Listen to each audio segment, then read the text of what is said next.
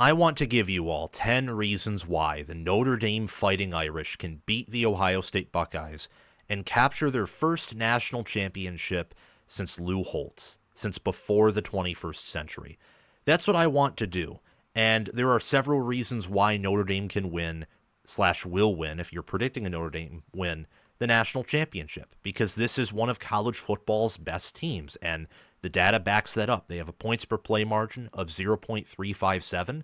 That means for every one play that Notre Dame runs compared to every one play their opponents run, they outscore them by 0.357 points. It's insane. They dominate their opponents on a play-per-play basis. They score 37 points per game. They only allow 14.3 points per game. They are lethal in the turnover battle. They have a turnover margin of plus 1.1 per game, which is fourth. They're fundamentally sound. They don't beat themselves. I think Marcus Freeman's a top 10 head coach nationally. I think his coordinators are top 10 at what they do. I'd go a step further, in particular with Mike Denbrock, who I think could be the best offensive coordinator in the country. And it's impressive what Al Golden has done on the defensive side of the ball, especially with all the injuries they've sustained. Same thing with the offensive line as well.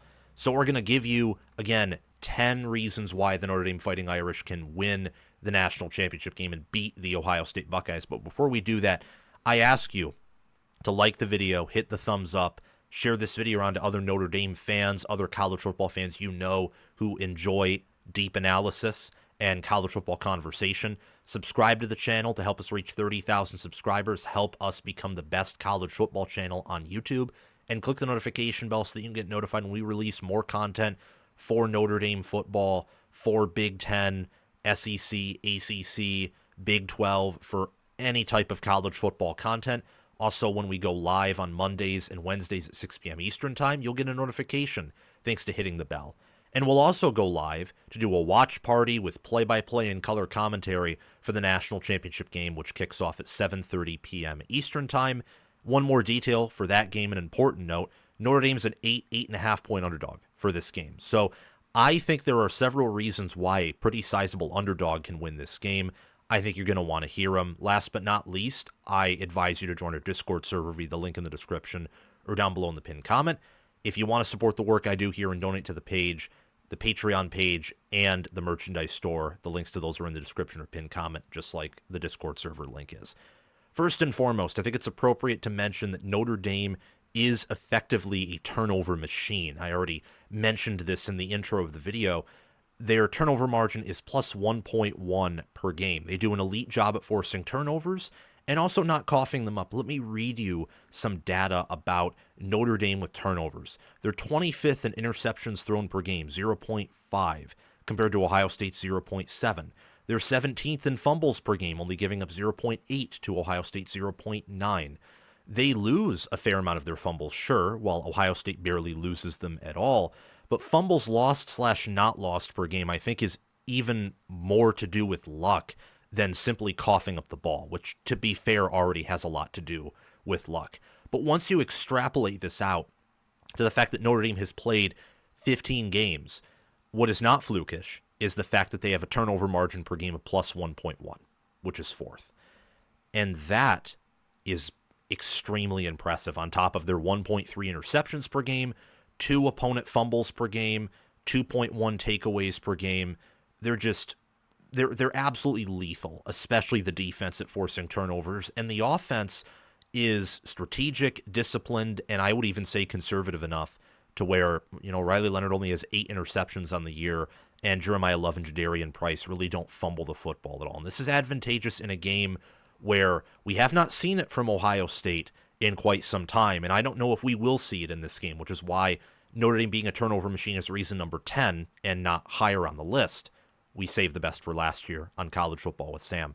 But there is a chance that Will Howard, as we've seen before, can get erratic, and Ohio State's defense doesn't force a lot of turnovers, not nearly as much as Notre Dame's. And winning the turnover battle in a big game like this that could be close could push Notre Dame over that finish line to hoist the national championship. Reason number 9 is the fact that Notre Dame is a special teams edge. I know that Mitch Jeter has a lower field goal percentage in terms of completed field goals, made field goals than Jaden Fielding. But Ohio State doesn't need Jaden Fielding as much as Notre Dame needs Mitch Jeter, and Mitch Jeter has basically been clutch and perfect. He's been money in the college football playoff. Notre Dame has returned a kickoff for a touchdown against Georgia, which helped them really, I would say, size Georgia up, constrict Georgia, and put them in kind of an impossible position to win with their situation on the offensive side of the football. Now, again, this is reason number 9, because I think that Ohio State is much more capable on the offensive side of the ball, similar to Penn State compared to Georgia. And Ohio State's much more capable on the offensive side of the ball than Penn State is, mainly because of the weapons they have, the fact that I think they have, an elite pair of running backs, which Penn State does have, but they have an alien wide receiver, which no one, especially not Penn State, whose wide receiver room was bad, has. But still, it's important. Mitch Jeter has done a pretty good job in the college football playoffs. Overall, he's 13 of 20, 10 of 13 from 40 to 49, so he's used mostly on long kicks, which he's made. Jaden Fielding is 6 of 7. Neither of the kickers have made one from 50 plus, but in a clutch situation, I personally would trust Mitch Jeter and Notre Dame's special teams over the Ohio State Buckeyes, Jaden Fielding, and their special teams. Reason number 8 is Notre Dame's dedication to man coverage. Now, this can go one of two ways, which, again, is why this is lower on the list. This can either be a disaster, where Notre Dame runs man coverage, and Ohio State just abuses them over and over again, like big play, big play, big play. And it's a disaster. And Ohio State uses Notre Dame running man coverage to snowball. This can also go the neutral way of Notre Dame doesn't run their typical defense, and they adapt it to what is the most high-octane offense they faced all season long.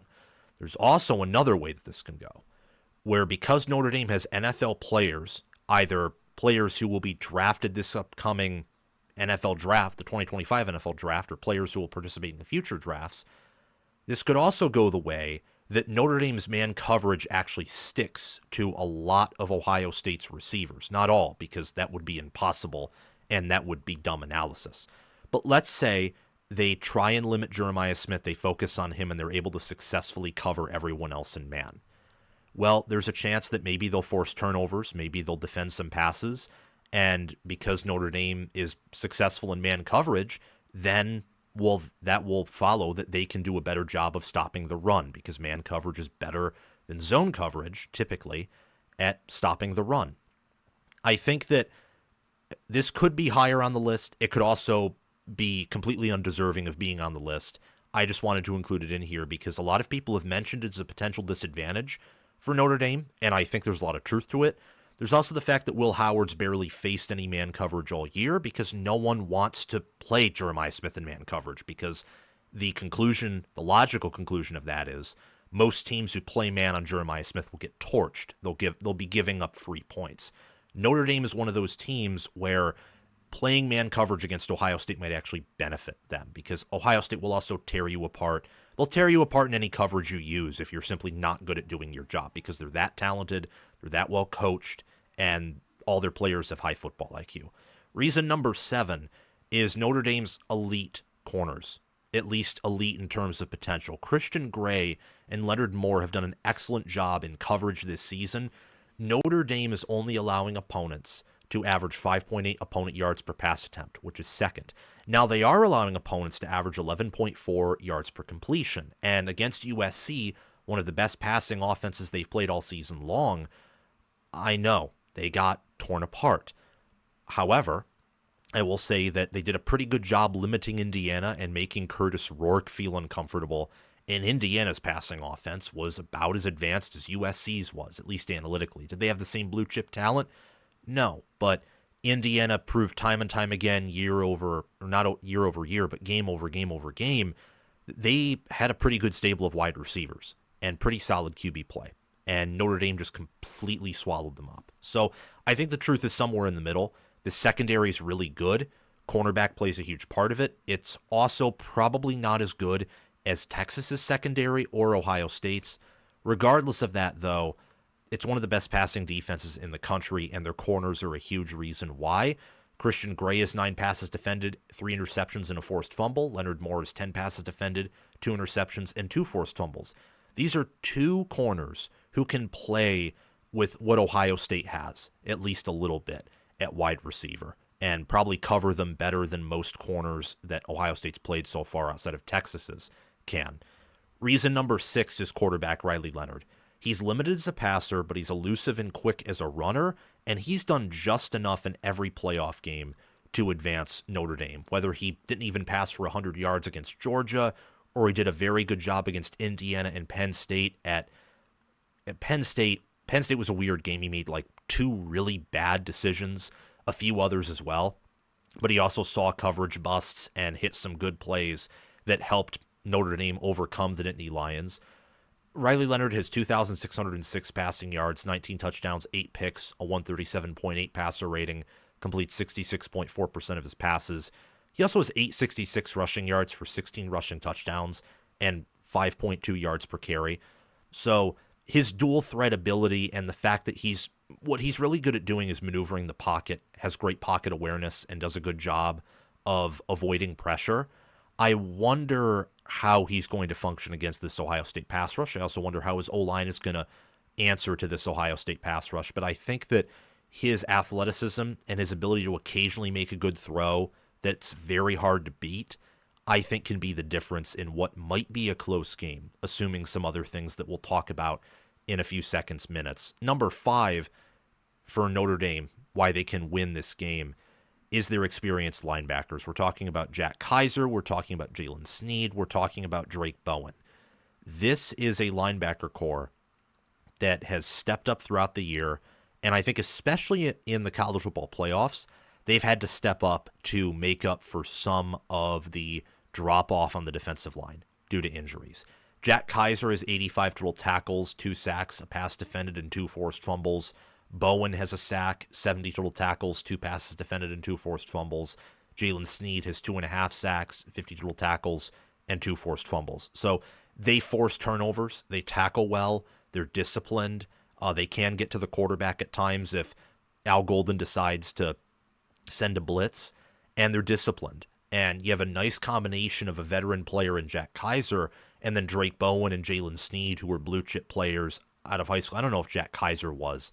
I'd assume so, because Notre Dame's always recruited well on defense and at linebacker, but I don't know that for sure. I know that Drake Bowen and Jalen Sneed were blue chippers at a high school, some younger players, and then they also have Jaden Osbury, Preston Zinter, and they're very deep at linebacker. And I think that in this game, they'll, be able to do a good job at commanding the field and making adjustments and relaying adjustments, as typically, although I think it might be Xavier Watts who has the green dot on his helmet for the Notre Dame Fighting Irish. I believe so. But Notre Dame will do a good job on defense in huge part because they're linebackers who are disciplined, experienced, and fundamentally sound. At number 4, we have Jeremiah Love and Jadarian Price. Don't forget Aeneas Williams either. They have a deep running back room.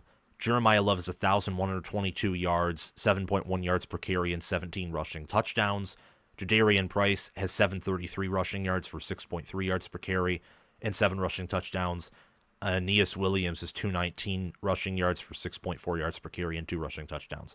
Notre Dame right now is averaging 5.8 yards per carry, which is third. They have 44 rushing touchdowns.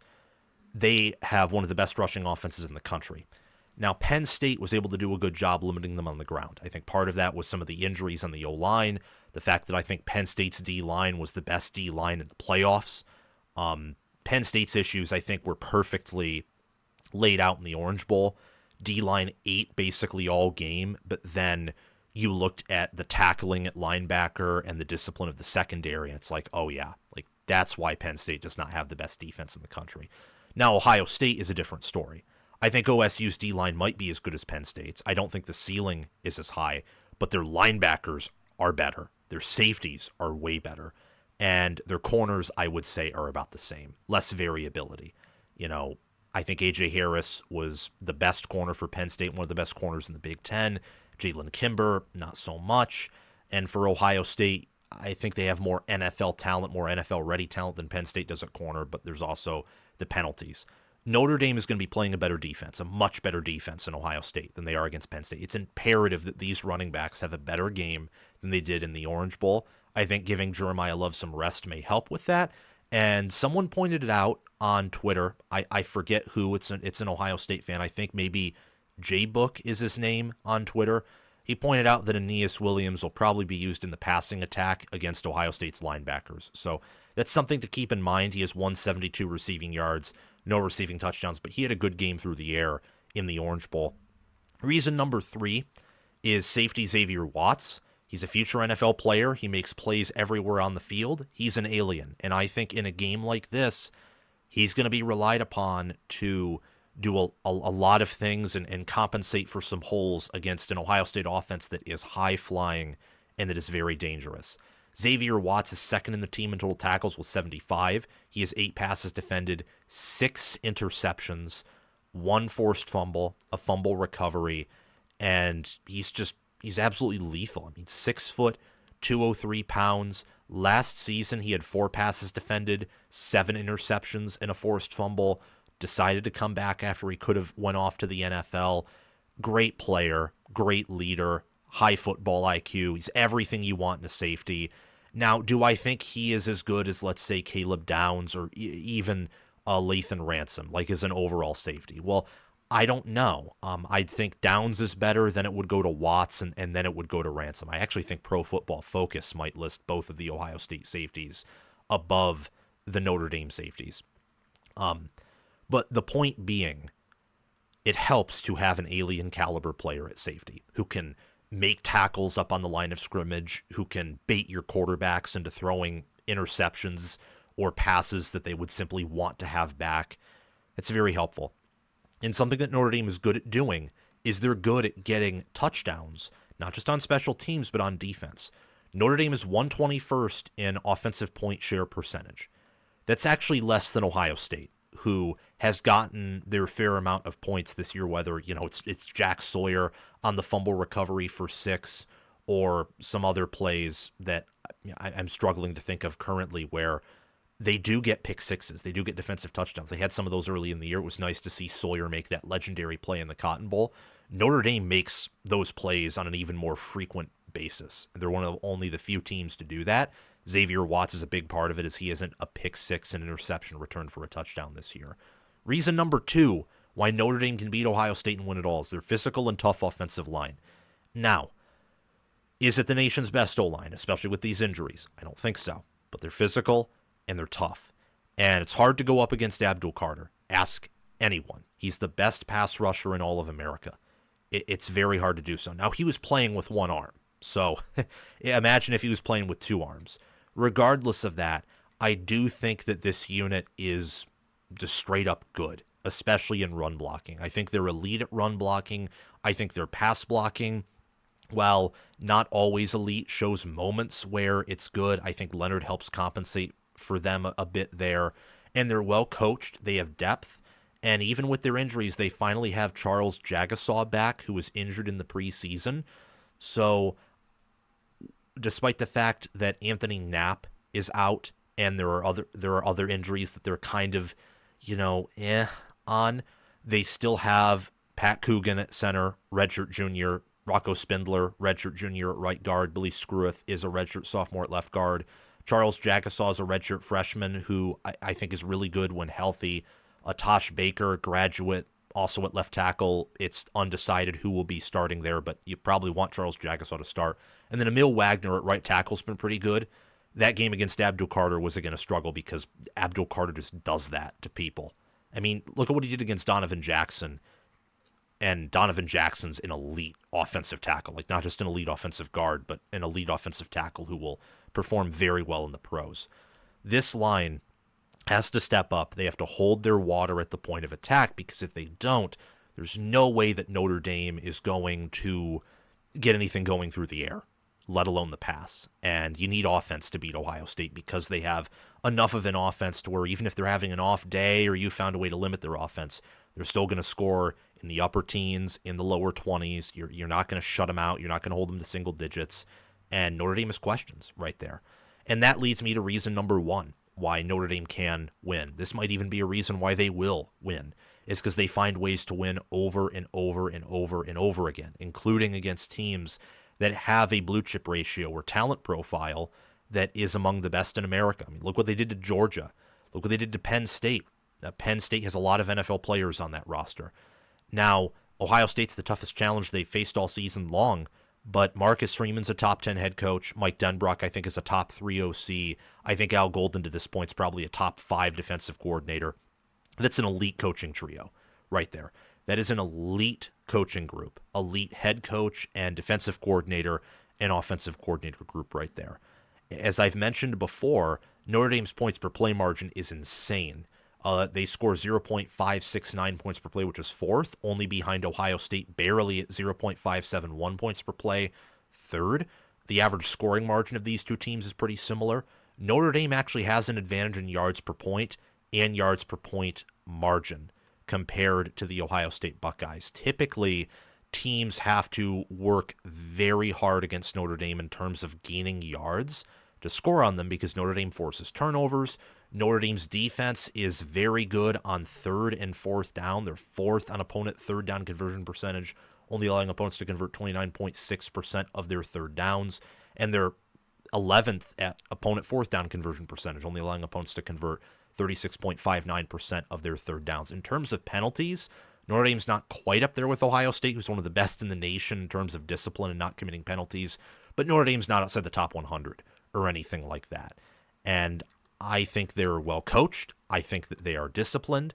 I think the fact that they find ways to score as many points as they do on the offensive side of the ball while not even being top 40 in yards per game is impressive. Like, they are not dealt the most perfect deck of cards, and yet here they are. They're going to be ranked number 2 at the end of the year by the polls at the worst and number 1 at the best. So those are the reasons why I think Notre Dame can win it all and beat Ohio State. Here they are, again, just looking at my notes here.